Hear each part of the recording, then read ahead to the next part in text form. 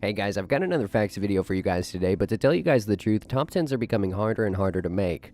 I'm thinking about going back to making Max Plunk's episodes or making player submitted top 10s, maybe. That's actually been a suggestion for a really long time. But yeah, top 10s, they're getting harder and harder to come up with, so if you guys have any suggestions on what you'd like to see me make, whether it's a top 10 or not, write your ideas down in the comment section. Recently, I've been trying to figure out what I could do to bring new content to the channel.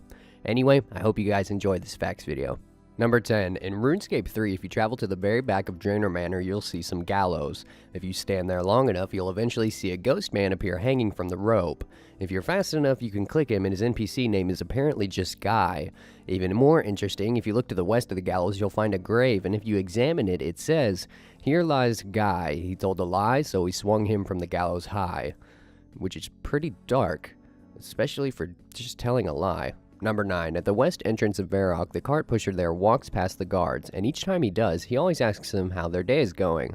Something I recently found out that I didn't know about was that if you manage to kill them all right as he walks past them, he'll say, "Oh, they're all dead." Number 8. So this is something you might remember doing when you were a kid, and you may have forgotten about it. If you look closely at the makeover mage, he seems to be wearing a yin-yang amulet.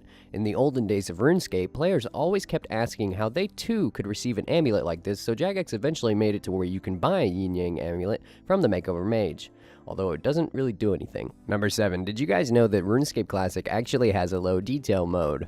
I mean, I thought the regular graphics of RSC were actually considered low already, but no, RuneScape Classic has a low detail mode. If you press F1, your game will look like this. I didn't think the graphics of RuneScape Classic could get any worse, but I stand corrected. Number 6. A long time ago, carpentry was a skill in RuneScape Classic. It was originally meant to be like construction that we have today, but Jagex never used it, and here's why. If you look at this picture, to the east of Varrock is a section of player-owned houses. This was a preview of what the skill would entail, but these houses were never added to the game either. The reason is because they had way too many players back then for everybody to be able to receive a house of their own, and this is why construction is what it is today. Number 5. So I'm sure that you've all heard that RuneScape isn't a dating website, right? Well, back in the day, it was actually encouraged. Here in these screenshots, you can see Paul Gower marrying 2 players, and even sending out a public system message congratulating them both on their new marriage. This kind of shocked me. Number 4. So I'm not sure if this counts as a fact or not, but I wanted to tell you guys about it anyway.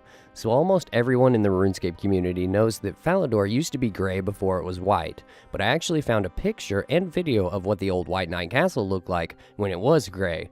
It's interesting to me how depressing it looked back then compared to how it looks now. You guys can check out the full video for yourselves too. The link to it is down in the description. Number 3. So in RuneScape Classic, there's a few unobtainable items that are only meant for Jagex moderators to have, but nobody knows what they actually do. The first one I found out about was called a Super Chisel. It's all one word, and it looks like the head of an unstrung diamond amulet. What's interesting about it is that, just like food in RuneScape having an eat option and bones having a berry option, this item Super Chisel also has an option too, and it's called Twiddle, whatever that means. The second item I found out about was also one word, and is called Reset Crystal, and it has an option that's called Reset, which I'd assume resets the server or something. Basically, these items are just like rotten potatoes that JMods use in OSRS, except for they use them in RuneScape Classic. I never knew about this, and I thought that this was pretty interesting. Number 2. So within the Varrock Church, you'll find a guy by the name of Jeremy Clarkson, and he's sleeping. His character is actually based off of Jeremy Clarkson, a presenter in the TV show Top Gear, and here's how we can confirm this. If you look in the Varrock census in RuneScape 3, you'll find that Jeremy Clarkson's job is apparently a cart expert, and the real-life Jeremy Clarkson was a car expert on his own show. Number 1. In 2010, players all across RuneScape were experiencing some sort of unexplained strange power that was unleashing itself onto everybody that was logged into RuneScape. Nobody knew what it was, but the forums started being flooded like crazy, and mass confusion was going on amongst players.